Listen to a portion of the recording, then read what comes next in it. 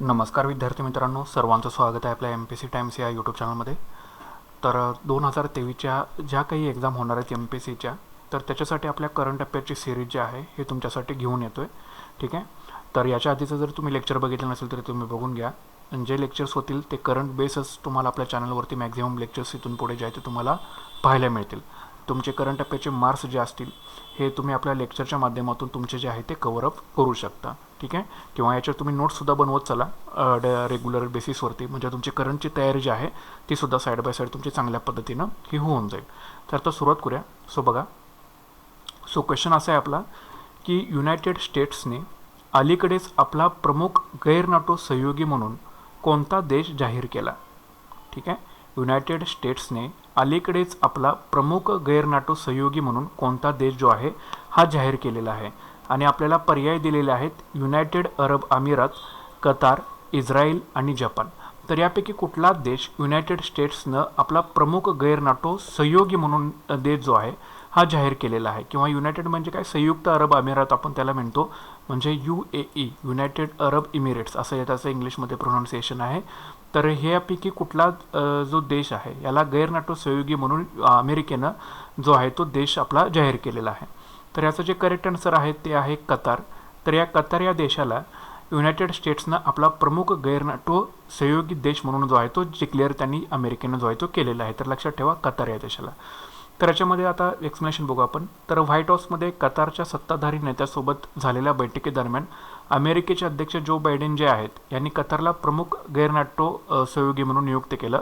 अफगाणिस्तानातून बाहेर काढण्यासाठी आणि गाझामधील इस्रायल हमास युद्धाचा शेवट करण्यासाठी कतारच्या मदतीसाठी हा एक प्रतिकात्मक सन्मान म्हणून जो आहे तो पाहिला जातं. म्हणजे जे काही याचे क्लॅशेस आहेत कतारच्या अफगाणिस्तानसोबत असतील किंवा गाझामधील इस्रायल हमास युद्धाचा शेवट करण्यासाठी असेल, तर या कतारच्या मदतीसाठी सहयोगी देश म्हणून जे आहे ते अमेरिकेने या कतारला एक प्रतिकात्मक सन्मान म्हणून जे आहे ह्या गैर नाटो सहयोगी देश म्हणून स्वीकारलेला आहे किंवा जाहीर केलेला आहे. तर तुम्ही लक्षात ठेवा.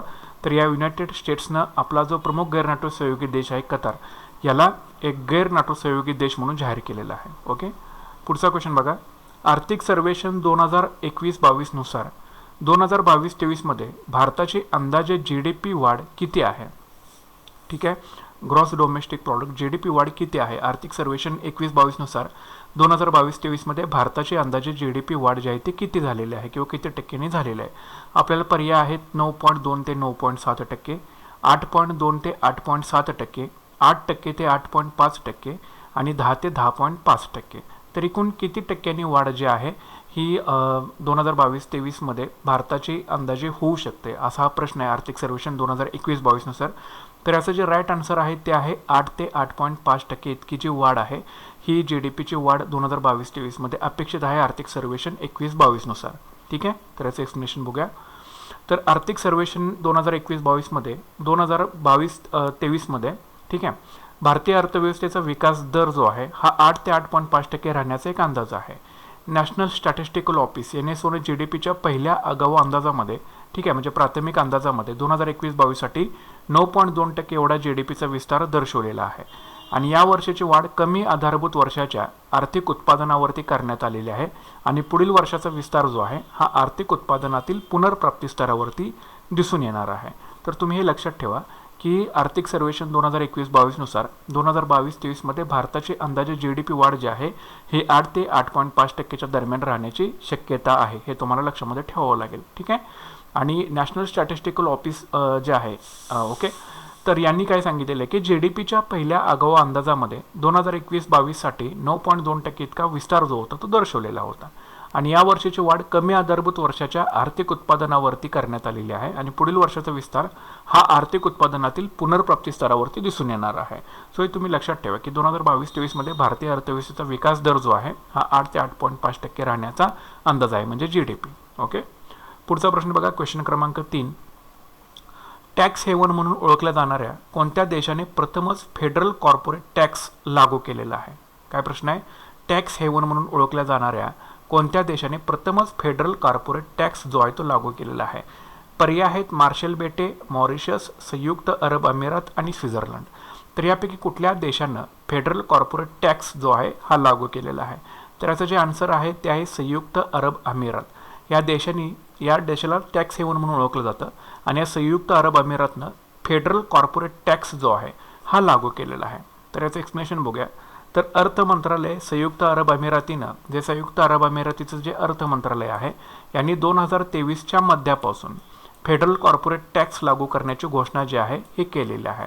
तर संयुक्त अरब अमिरात जे आहे ते पुढील वर्षाच्या जूनपासून 9% दरानं 3,75,000 AED म्हणजे त्यांचं चलन आहे, म्हणजे US डॉलर जे आहे अमेरिकेचं जे डॉलर आहे 1,02,000 पेक्षा जास्त व्यावसायिक नफ्यावरती कर लावणार आहे. जर तुमचं उत्पन्न 3,75,000 AED किंवा US डॉलर 1,02,000 पेक्षा जास्त असेल तर त्या व्यावसायिक नफ्यावरती कर लावण्याची हे फेडरल कॉर्पोरेशन टॅक्स जो आहे तो लागू करणार आहे 9% दराने.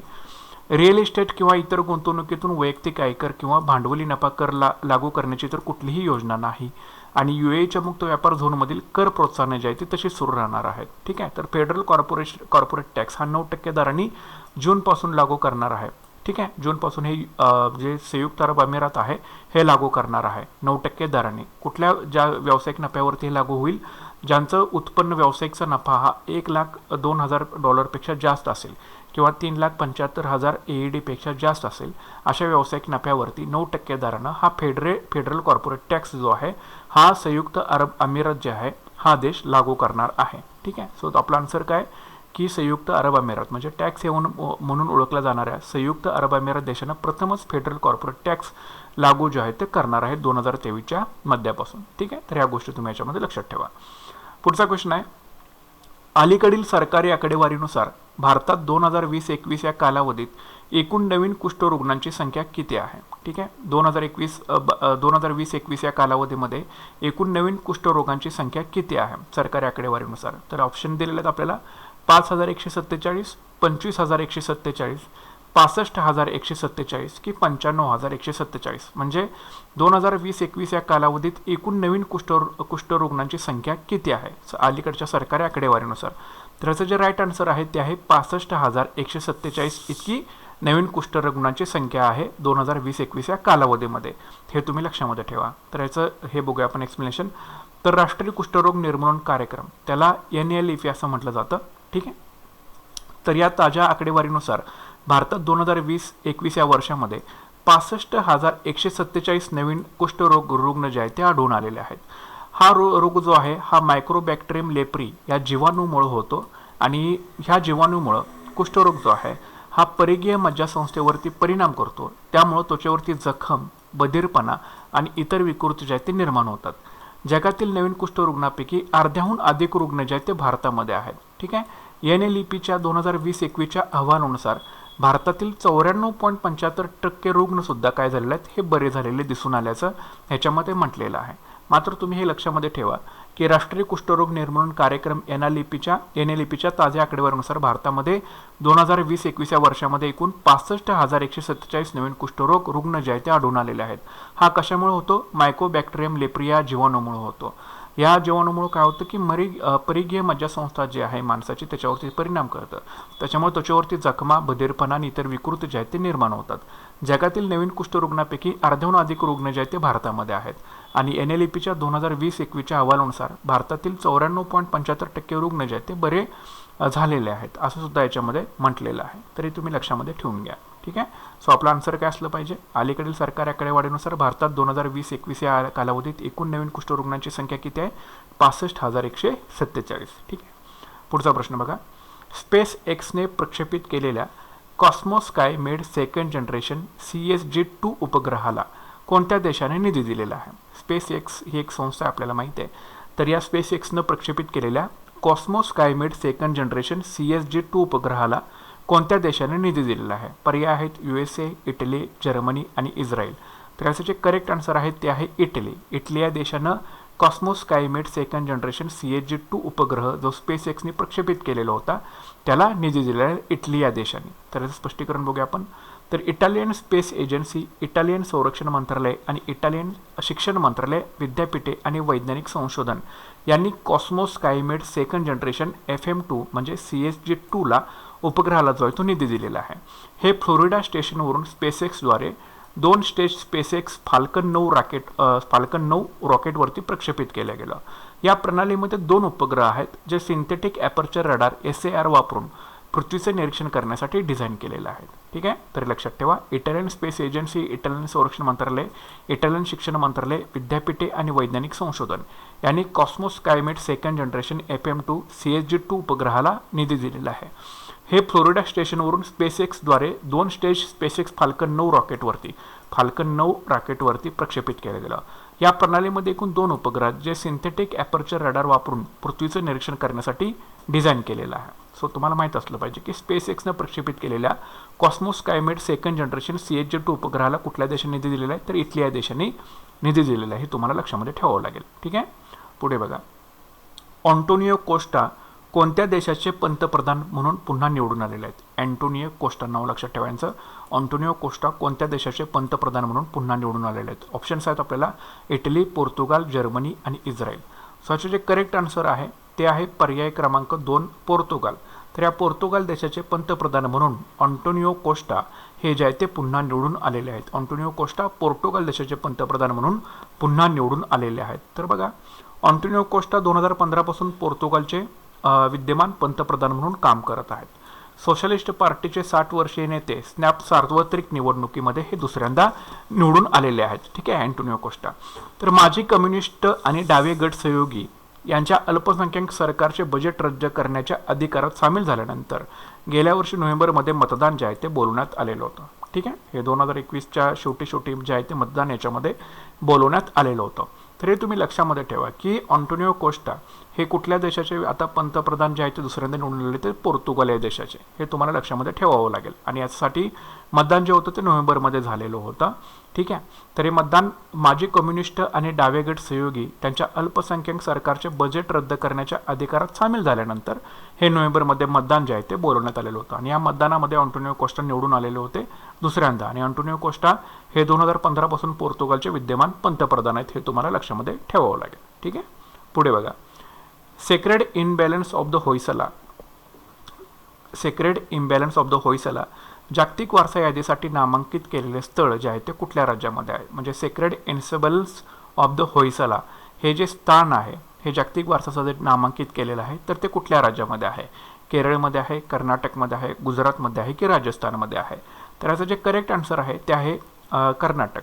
तर sacred ensembles of the Hoysala हे जे स्थळ आहे जागतिक वारसा यादीसाठी नामांकन केलेलं, तर ते कर्नाटक राज्यामध्ये आहे. Sacred ensembles of the Hoysala, Karnataka. तर त्याचं एक्सप्लेनेशन बघूया. तर कर्नाटकातील बेलूर, हळेबीड आणि सोमनाथपुरा येथील होयसाळ मंदिरांना 2022-23 या वर्षासाठी जागतिक वारसा यादीसाठी भारताच्या नामांकनासाठी अंतिम रूप आहे ते देण्यात आलेलं आहे. म्हणजे होयसाळ मंदिरं कुठं कुठे आहेत कर्नाटकामध्ये? बेलूर, हळेबीड आणि सोमनाथपुरा या ठिकाणी ही जी आहे ती होयसाळ मंदिर आहेत. तर या 2022-23 या वर्षासाठी जागतिक वारसा यादीसाठी भारताच्या नामांकनासाठी त्यांना अंतिम रूप देण्यात आलेलं आहे. आणि अशी घोषणा जी आहे ती केंद्रीय सांस्कृतिक मंत्रालयाने केलेली आहे. कुठल्या मंत्रालयाने अशी घोषणा केलेली आहे? केंद्रीय सांस्कृतिक मंत्रालयाने. तर 2014 पासून युनेस्कोच्या तात्पुरत्या यादीमध्ये सेक्रेड इन्सेबल्स ऑफ द होयसळा आहे. तात्पुरत्या यादीत जे आहेत ते 2014 पासून ही स्थळं आहेत. मात्र आता जागतिक वारसा यादीसाठी जे आहे तर कर्नाटकातील बेलूर, हळेबीड आणि सोमनाथपुरा येथील जे होयसाळ मंदिरं आहेत त्यांना अंतिम नामांकनासाठी केंद्रीय सांस्कृतिक मंत्रालयाने जे आहे ते घोषित केलेलं आहे. तर तुम्हाला माहीत असलं पाहिजे की सेक्रेड इन्सेबल्स ऑफ द होयसाळा हे कुठल्या राज्यामध्ये आहे? तर हे कर्नाटक राज्यामध्ये आहे. ठीक आहे, पुढचा क्वेश्चन बघूया. क्वेश्चन क्रमांक 8. नॅशनल लँड मॉनिटायझेशन कॉर्पोरेशनमध्ये भारत सरकारचा वाटा किती आहे?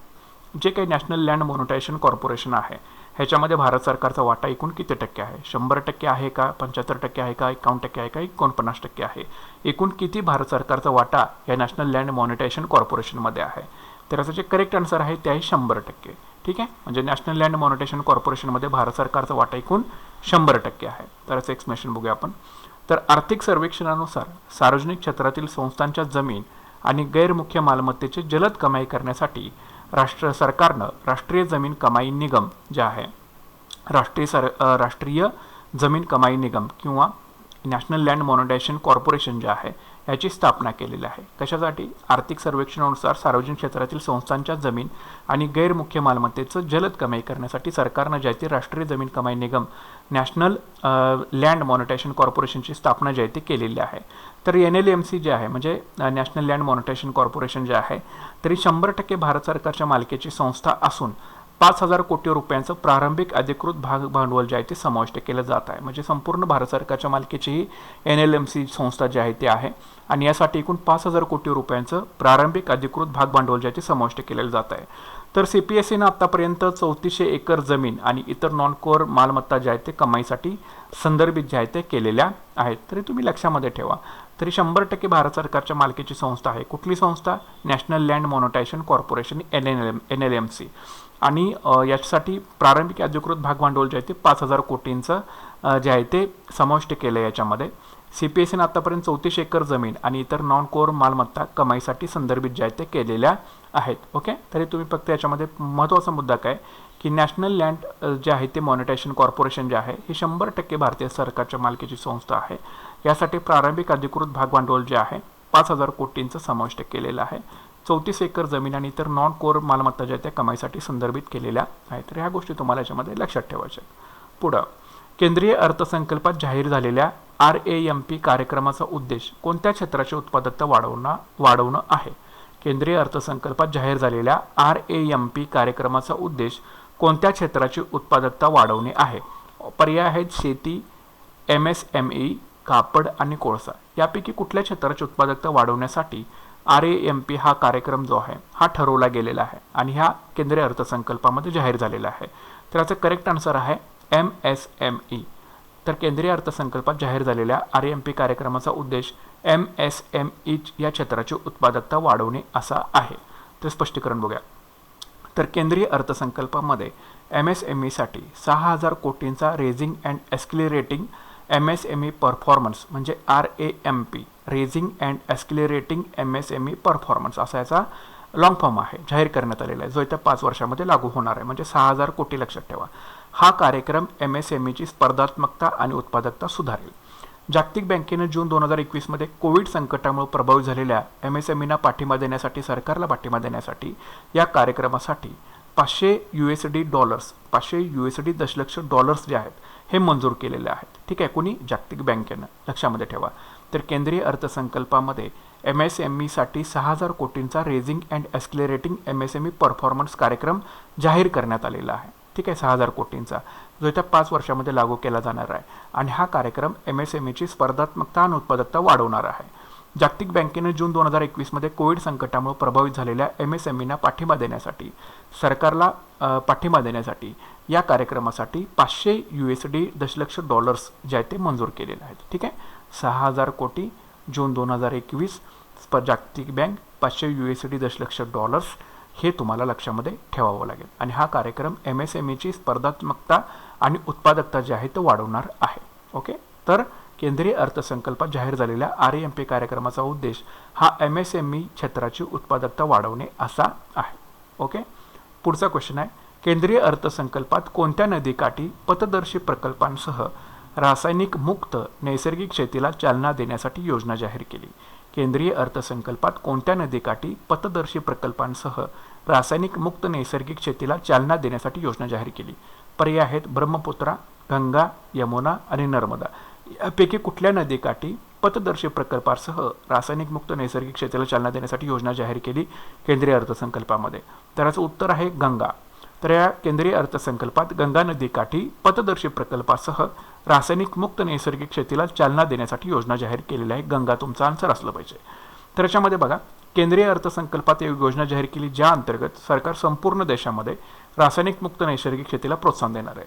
पहिल्या टप्प्यात गंगा नदीच्या 5 किलोमीटर रुंद कॉरिडॉरमध्ये शेतकऱ्यांच्या जमिनीवरती लक्ष केंद्रित करून त्यांची अंमलबजावणी केली जाणार आहे. ठीक आहे. गंगा नदीच्या 5 किलोमीटर रुंद कॉरिडॉरमध्ये शेतकऱ्यांच्या जमिनीवरती लक्ष केंद्रित करून त्याची अंमलबजावणी केली जाणार आहे. अर्थसंकल्पामध्ये 2 लाख अंगणवाड्या सुद्धा अद्ययावत केल्या जाणार आहेत आणि राष्ट्रीय टेली मानसिक आरोग्य कार्यक्रम म्हणजे राष्ट्रीय दूर मानसिक आरोग्य कार्यक्रम सुद्धा सुरू केला जाणार अशी सुद्धा घोषणा केलेली आहे. पण मेन गोष्ट लक्षात ठेवा की केंद्रीय अर्थसंकल्पात गंगा नदीकाठी पथदर्शी प्रकल्प पायलट स्वरूपाचा प्रकल्प आहे. रासायनिक मुक्त नैसर्गिक शेतीला चालना देण्यासाठी योजना जी आहे ती जाहीर करण्यात आलेली आहे. तर पहिल्या टप्प्यामध्ये गंगा नदीचे जे 5 किलोमीटर रुंद कॉरिडॉर आहे, त्या 5 किलोमीटर रुंद कॉरिडॉरमध्ये ज्या शेतकऱ्यांच्या जमीन आहे त्यांच्यावरती लक्ष केंद्रित करून त्याची ह्या योजनेची जी आहे ही अंमलबजावणी केली जाणार आहे आणि पायलट प्रोजेक्टवरती सुरुवातीला, आणि त्याच्यानंतर मग संपूर्ण देशामध्ये रासायनिक मुक्त नैसर्गिक शेतीला जे आहे ते प्रोत्साहन दिलं जाणार आहे. तसंच या अर्थसंकल्पामध्ये 2 लाख अंगणवाड्यासुद्धा अद्ययावत केल्या जाण्याची घोषणा केलेली होती आणि राष्ट्रीय दूर मानसिक कार्यक्रम आरोग्य कार्यक्रम जो आहे हा सुद्धा सुरू केला जाणार असल्याची घोषणा जी आहे ही केली जाणार होती. ठीक आहे, तर हे तुम्हाला माहीत असल्या पाहिजेत गोष्टी. तर अशा प्रकारचा आपला हा हे लेक्चर आहे. तर तुम्ही व्यवस्थित सगळे क्वेश्चन्स बघा, त्याचं एक्सप्लेनेशनसुद्धा त्याच्या ठिकाणी तुम्ही नोट डाऊन करत चला. 2023साठी फार कालावधी नाही आहे आपल्याकडं. ठीक आहे, जवळपास 5 ते 6 महिने असतील. 30 एप्रिलला कंबाईनची प्रिलिम होणार आहे, जानेवारी जूनमध्ये जे आहे ते राज्यसेवेची जी आहे ती पूर्वपरीक्षा होणार आहे. यासाठी तुम्हाला आपली सिरीज जी आहे ती नक्कीच तुम्हाला साहेबूत ठरेल. फक्त डेलीच्या डेली तुम्ही लेक्चर्स बघत चला.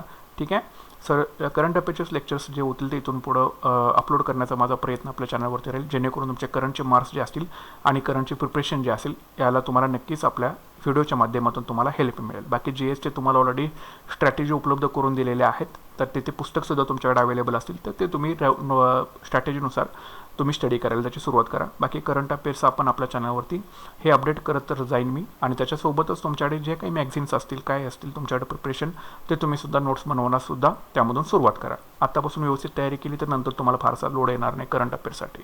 ठीक आहे, तर आय होप सर्वांना व्हिडिओ आवडला असेल तर नक्कीच तुम्ही लाईक करा, शेअर करा, आणि ज्यांनी जर आपल्या चॅनल कोणी सबस्क्राईब केलं नसेल त्यांनी नक्की चॅनल सबस्क्राईब करून घ्या. So thanks for watching guys and all the best.